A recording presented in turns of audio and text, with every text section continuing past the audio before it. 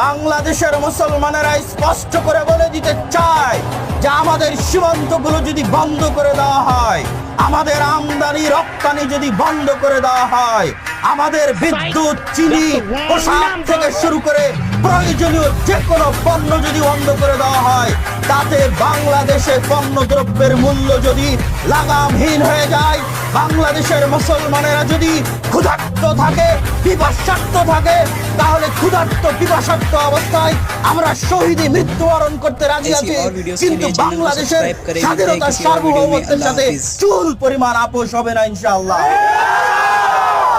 এটি শেরে বাংলার বাংলা, হাজী শরীয়তুল্লাহর বাংলা, এটি হোসেন শহীদ সোহরাওয়ার্দীর বাংলা, মাওলানা ভাসানীর বাংলা, এটি মাওলানা আকরাম খাঁর বাংলা, এটি আল্লামা আব্দুল্লাহিল কাফিয়ার কুরাইশির বাংলা।